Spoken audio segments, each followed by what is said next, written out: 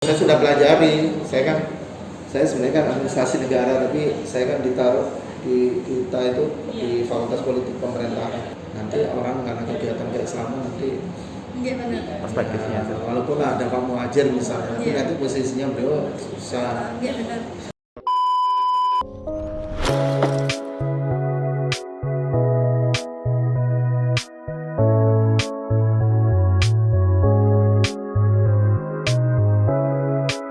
Tapi memang untuk kerumunan kan memang harus izin sekarang situasinya. Ini berapa orang ini total yang kumpul di sana? Berapa wilayah? Sampai 150. 190-an. Iya. Pokoknya sekitar 100 sekitar itu. Kalau lebih dari itu ada masalah. Nanti orang karena kegiatan keislaman nanti Perspektifnya itu. walaupun ada Pak Muhajir misalnya, tapi nanti posisinya beliau susah. Lagi udah bicara di kekuasaan dengan kita di ini. Ya saya kan udah 20 tahun di sini. Arias kan pernah juga mau jadi Mendagri misalnya, terus sekarang sempat kan beliau juga akhirnya begitu kan memang dengan Bu Megawati itu kan nggak terlalu dekat kan ya. Ternyata mestinya ya bukan mesti ya. Rencananya itu mau jadi Menteri Dalam Negeri, dan terus di beberapa jam itu yang maju justru namanya Pak Hadi Saparno, orang dari Polri atau TNI yang di DPR RI ya. Terus karena kasus korupsi damkar itu Pak Hadi Saparno. Nah itu Pak Rias habis itu kan udah benar-benar nggak di pemerintahan lagi, akhirnya kan bikin partai yang semula maunya dengan SBY kan kemudian pisah karena mungkin ada pendekatan yang kurang pas ya. Pak Rias kan bikin partai Demokrasi Kebangsaan PDK. Terus Pak SBY kan bikin partai Demokrat itu. Jadi kan namanya hampir sama, tinggal belakangnya aja. Nah, Andi Malarangeng yang biasa dengan Pak Rias kan bantuin Pak SBY itu. Jadi ceritanya kayak gitu. Nah, sejak jadi beliau di partai itu kan ternyata partainya kan nggak berkembang karena lebih banyak di Indonesia bagian timur kan. Nggak dapat kursi kan? Iya, pokoknya nggak berkembang karena orang cenderung melihatnya seolah-olah orang daerah Indonesia Timur. Jadi nggak berkembang kan. Bagi PBB sendiri ya kayak gitulah. Saya melihat susah kita memang umat Islam ini kalau suruh bersatu memang kayaknya pengalaman saya. Iya, karena makanya kan saya proses panjang juga untuk bisa menerima orang lain itu karena ya gitu. Apa ya buktinya partai-partai kita kayak begitu. Iya. Kita dengan Pak Khalil Ridwan ya, kan pernah awal-awal juga gitu, waktu sebelum yang kemarin ini akhirnya bikin partai. Dengan kalau saya kebetulan juga biasa dengan teman ustadz ngaji yang di Timur Tengah itu. Hari Iqbal itu juga begitu, kita maunya bikin, mungkin kitanya mungkin ada di antara kita yang hatinya memang tulus untuk memperjuangkan Islam, tapi kan ada orang-orang yang sudah mungkin dia udah nggak berada ada posisi, nggak ada posisi dan seterusnya itu kan ya mohon maaf ya bahasanya kan kita nggak ada dana kan untuk kampanye atau apa. Makanya kan biaya sistem politik kita kan memang kami dosen-dosen di PDN itu sudah mempelajari itu masih sangat berbiaya mahal. Sehingga makanya usulannya kan harapannya dulu oleh Menteri Dalam Negerinya Pak Gamawan Fauzi kan maunya dikembalikan ke DPRD. Nah tapi orang dengan banyak pertimbangan dianggapnya rakyat itu bisa dibeli. Kalau di DPR RI memang beberapa orang tapi membutuhkan uang, masing-masing orang bisa lebih mahal, macam-macam. Jadi saya lihat memang ya ternyata ganti presidennya situasinya nggak lebih baik dari sisi yang lain ya. Kalau yang lain mungkin baik ya, dari sisi kayak tadi kebebasan buktinya kita punya saudara FPI, punya MNI kan ini semua kan di ini semua. Nah, iya makanya PI harus memposisikan itu. Karena apa? Saya lihat juga, saya nggak perlu sebut satu persatu orang kalau sudah di pemerintahan juga tidak mudah. Dulu kan ada Pak Tantri Abeng juga, ya Pak Dahlan Iskan dan seterusnya. Orang bertahan dengan idealisme ketika kita menjadi aktivis di pemerintahan itu susah. Saya sudah pelajari, saya sebenarnya kan administrasi negara, tapi saya kan ditaruh di kita itu di Fakultas Politik Pemerintahan. Jadi ya kita pelajari kan. tidak mudah. Pak Rias itu berusaha sih idealisme itu dijaga, tapi kan ternyata ketika di pemerintahan tidak mudah orang itu menjaga. Lama-lama Pak Rias kan ya dipinggirkan juga, padahal itu level menteri. Nah kalau kita nggak ada posisi ya paling yang bermain antara dua saja kan, duit atau kita punya kekuasaan, dua itu. Makanya ya. Kalau Islam itu nggak mungkin deh kan? Ya. Kayak kalau Islam misalkan partai-partai Islam gitu bareng-bareng buat kayak dulu SI gitu. Ya mungkin bisa saja, tapi selama kalau hatinya Belum. ya kata hadis itu sudah hubudunnya. Karena kan ada orang yang masuk ke partai karena apa? Dia pengangguran, atau dia hanya usaha kecil-kecilan. Dia masuk ke partai harapannya bisa mendongkrak. Kan itu terjadi. Ya saya kan, angkatan saya di kelas saya sudah ada yang sudah jadi di PRD di Malang itu dari PKS ya. Dulu ada ngaji tapi dia aktif di Tarbiyah, anak IM. Terus ada yang terakhir kemarin namanya Pak Rahmat juga gitu. Itu storyteller ya, pendongeng, guru PAUD kemarin nyalon akhirnya dapat kursi karena PKS ya, dia apalagi memang sudah kenal guru, kenal banyak orang. Jadi kan, nah itu tinggal mempertanyakan aja nanti teman-teman itu tetap istiqomah enggak, karena nggak mudah kalau sudah di partai kan. Negaranya kita biasa nggak ada mobil, naik motor, pakai sandal sandal butut. Terus kemudian kita naik mobil dinas ya, kalau saya turun bandara dia jemput mobil Fortuner Plat merah. ada plat merah ya. Sekretariat dewan itu kan dari eksekutif kan, itu kan udah beda. Fahri Hamzah itu adalah seangkatan dengan saya ketika menjelang Pak Harto itu jatuh. Ini bedakannya Fahri Hamzah di UI, saya di Malang. Saya di Malang waktu itu kan saya sebenarnya CPNS dosen Brawijaya kan, saya dijegal. Makanya untuk saya tidak bisa jadi dosen. Itu disuruh meredam waktu itu demonya yang menuntut Soeharto di Universitas Brawijaya waktu itu oleh Purek 4 yang dia memang lebih dominan HMI daripada PII-nya. Ada salah satu ya profesor masih ada. Walaupun di kita kan di Brawijaya Malang itu kan ada yang PI, ada yang PI sekaligus HMI, terus yang lain kan orang-orang PMI yang NU ya, ada PMI ya, PMI, terus ada yang GMNI yang nasional. Jadi polanya itu masih seperti itu.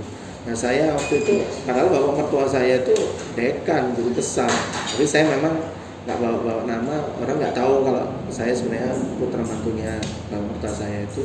Padahal bapak mertua saya besaran dengan almarhum Profesor Dr. Muhammad Iksan itu adalah dekan via Brawijaya, kebetulan juga aktif DPI. Bayangkan, jadi pertarungannya pasti gitu antara nasionalisme dengan Islam. Walaupun kita ada yang menyebut mengklaim religius nasionalis, satu nasionalis religius, tapi kalau sudah di pertarungan itu kan mau menonjolkan kita punya apa istilahnya yang paling kelihatan itu apa, biasanya ideologi gitu loh, bahasa itunya. Saya kalau dari sisi saya itu saya lebih cenderung menyarankan kalian yang generasi yang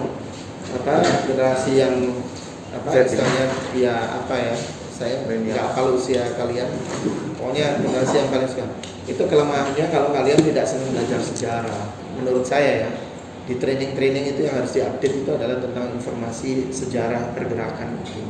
Makanya saya ketika saya pulang ke Malang itu teman-teman yang Muhammadiyah itu, Mas Cahyo mau ya ngisi anak IMM atau anak IPM, ceritakanlah tentang, kan saya ngalami kan masanya Soeharto. Jadi saya insya Allah kalau ada orang begini-begini ya udahlah, scan saya lebih kuat karena saya punya cara di lapangan mengenalin siapa dia dan seterusnya. Itu pun aja masih juga kan orang. Jangan Soeharto kan modelnya masang orang untuk yang aktif-aktif ini dilihat. Makanya kalau saya terus terang selama di Jakarta kemarin ada demo-demo 212, kenapa saya nggak ikut? Saya diajak oleh Ustadz ini, oleh sebenarnya Dr. Zaitun, yang Ustadz Zaitun yang di MUI. Saya beberapa teman pengajian, kalau yang teman-teman ngaji salaf murni nggak mau karena alasannya tidak membolehkan demo kan kita. Iya. Tapi beberapa teman yang juga pergerakan Hasmi segala macam ngajak, ayo Pak Cahyo kalau punya waktu. Saya sampaikan, saya kontak-kontaknya dengan Pak Zaitun, dengan Ustaz Baktiar Nasir.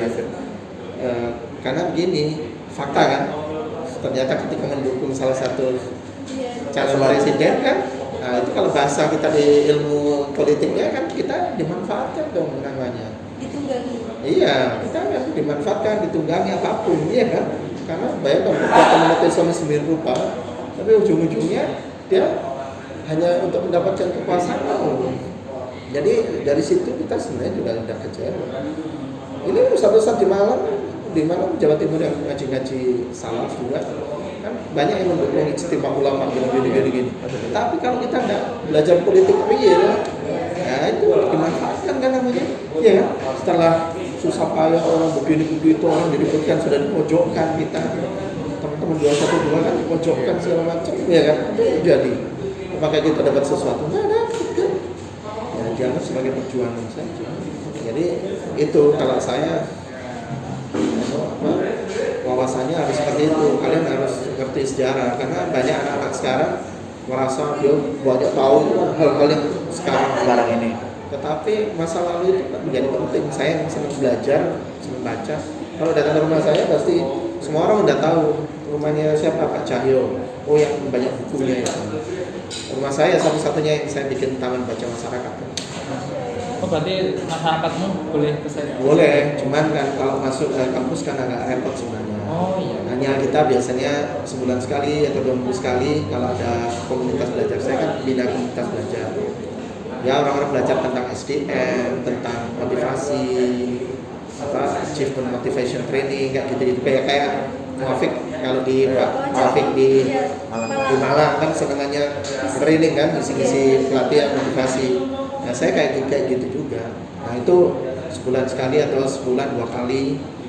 Nah itu ya orang-orang yang kenal datang ke situ untuk di halamannya IP itu saya biasanya kayak gitu kalau sudah nggak musim hujan itu di depan lapangan itu kita bikin diskusi ngajak anak-anak praja.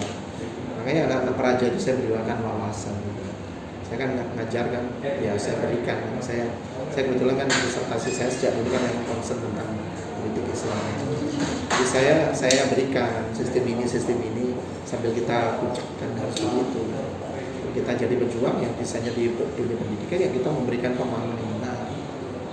Apa itu demokrasi kan kita tahu.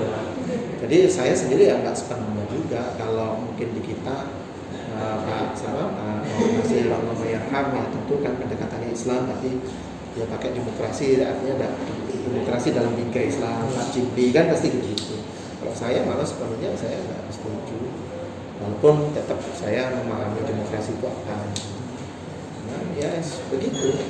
Karena kalau memang sistem walaupun tentu ya model teman-teman HTI kan, nah siswa kita kan ada juga yang terpengaruh HTI kan, bukannya jadi HTI kan, ada yang jadi dosen HTI, ya. Itu sempat ya. Nah itu juga rata-rata juga yang aktif itu dari Malang semua juga. Karena kan yang dari Malang itu lama-lama kalau di Jakarta rata-rata jadi senior, jadi ketua, jadi apa. Jadi Malang itu sebenarnya sumber ini juga tempat belajar, iya. Buktinya hampir semua. Makfur ketua salah satu yang menjadi Hafiz Abdurrahman itu kan si Muhammad Makfur Wahid yang mahasiswa IKIP bahasa Arab dulu. Itu kan udah di BP Hafiz Abdurrahman pakai nama Hafiz Abdurrahman itu terus yang lain kalau yang Hidayatullah pesantren Hidayatullah kan dari Surabaya teman-teman UNER, ITS gitu kan.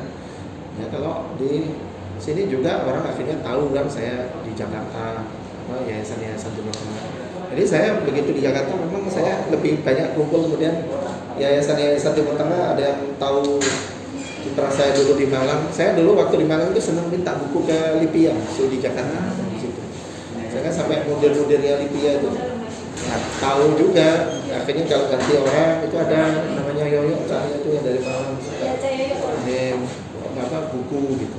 Nah begitu saya datang ke sini, makanya kenal yayasan-yayasan Tengah. Makanya saya dapat kitab-kitab gratis dari situ. Makanya dengan Pak Khalil Ridwan kemarin kita jadi dekat karena beliau kan kuliah di Madinah, karena Pak Khalil kan aktif memang di Masyumiya ya. Ya kemarin namanya bikin partai sama Ustadz Farid Fatwa itu. Tapi saya lihat dari jauh aja. Kenapa kita ya tadi perlu apa ya ketika kumpul-kumpul itu perlu banyak tahu siapa. Ibaratnya saya sama-sama di IP ya. Kasus Pak Rias kan sudah nggak jadi rektor. Tapi kalau ada acara-acara kan tetap kita harus tahu karena Pak Rias sudah tahu lah siapa gitu ya. Nggak mudah. Saya hanya karena saya ada jenggotnya aja. Saya dulu awal-awal datang ke IP 99 itu orang-orang juga nggak antipati kan. Karena kan jarang orang itu sholat zuhur waktunya orang zuhur kan dulu di departemen kan nggak ada yang namanya zuhur disetelkan mau siap-siap sholat kan gitu zaman Soeharto. Kita sering-sering ke masjid di kantor itu dianggap aneh.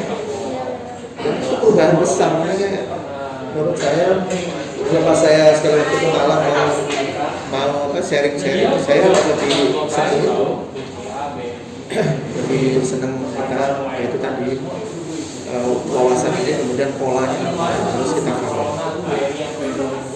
Oke, kalau sama Mas Abdullah kan ya jamnya di Mbak Istimewa ya kan dikasih itu aja cara ketemu kita nggak pas. Nanti besok Cak mau ketemu Cak. Oh, iya. Ada nikahnya ponakannya Yuda Istiqomah. Oh. Jadi mau nikah terus besok teman-teman diundang.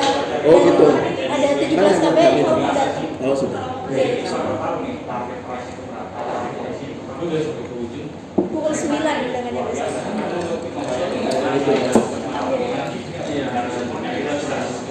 Cuma saya besok ada ini sih bikin daring jam 9 sampai jam 12.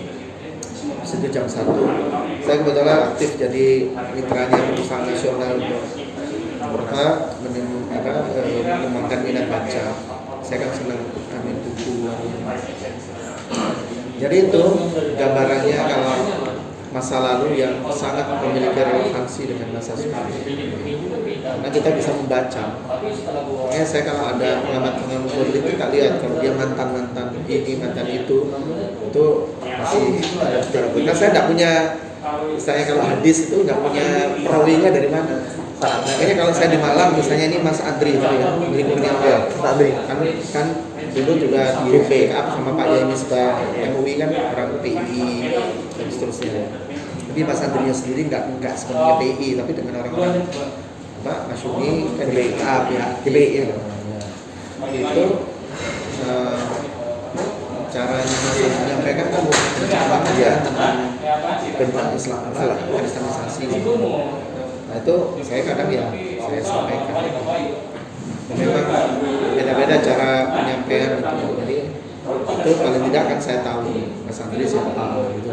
Kita harus tahu persis siapa itu dari siapa. Kalau enggak, kita nggak bisa tiba-tiba ada orang semangat dulu begitu di tempat pengajian yang sebelum saya ke PI juga begitu. Orang begitu ngaku-ngaku dia ustaz dan ayahnya mualaf baca-baca ya ini yang daging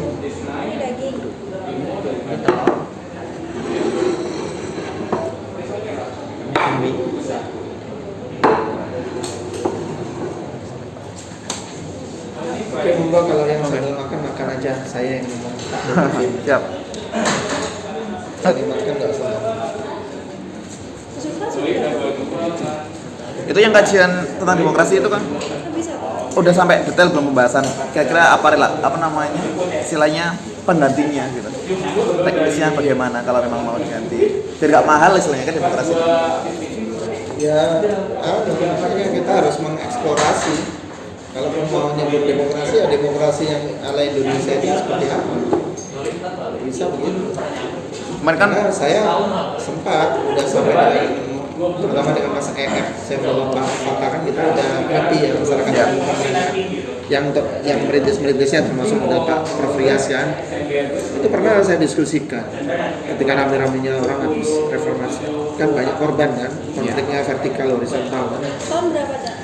Nah, awal-awal setelah pasca reformasi itu kan begitu ada pemilu kada langsung dan seterusnya kan kan itu sejak amandemen periodenya Bu Megawati itu makna demokrasi itu akhirnya dimaknai demokrasi itu langsung di Undang-Undang Dasar. Padahal kan demokrasi bisa direct, bisa indirect, bisa representatif itu. Nah, saya bilang, Mas saya, apakah kita harus berdarah-darah dulu untuk mewujudkan negara yang demokratis? Ya memang itu harga mahal dari demokrasi. Ya saya bilang mungkin ngapain orang sampai bayar harga mahal hanya demi demokrasi? Demokrasi itu kan bisa menjadi alat, bisa menjadi tujuan, ya kan? Nah, di negara yang otoriter, demokrasi seolah-olah menjadi itu tujuan. Setelah terwujud itu, kita ingin pemerintahan yang mensejahterakan masyarakat kan gitu. Saya belajar ilmu pemerintahan, ilmu politik kan juga gitu. Pemerintahan itu adalah tujuan atau alat. Ya. Ketika belum terwujud pemerintahan, masyarakatnya masih belum punya pemerintahan ya tujuan. Tapi begitu terwujud masyarakatnya pemerintahan kan, dia menjadi alat saja, menjadi sarana saja, ya kan? Karena tujuan pemerintahan kan mensejahterakan masyarakat, kurang lebih seperti itu kan? Itu jadi di situ sebenarnya ininya perlu kita pahami. Jadi kalau bisa ya itu tadi teman-teman harus dapat bahasa pengetahuan tentang ya tadi orang-orang yang pernah di pemerintahan kayak Pak Rias, sekali waktu jadi tahu tentang politik dan pemerintahan, benar-benar secara normatifnya dapat, secara wawasannya dapat. Jadi kita tidak bisa hanya semangat saja. Zaman sudah berubah, ya semangatnya mungkin wujudnya kalau bisa diwujudkan dalam bentuk lain yang lebih bisa efektif mempengaruhi kekuasaan, mempengaruhi kekuatan kebijakan. Saya kan ngajari analisa kekuatan politik. Jadi harus ada cara yang efektif. Ya memang mungkin fisik demo itu juga efektif ya. Di sisi yang lain juga perlu inovasi cara-cara yang efektif. Kalau ada orang yang harus terlibat dalam pemerintahan juga itu juga tidak sepenuhnya efektif, juga tergantung dengan kekuatannya masing-masing. Kalau dia masih orientasi jabatan, takut. Sekarang saya ya sebagai dosen saja prihatin dengan posisi Pak Mahfud MD yang sudah profesor kayak gitu.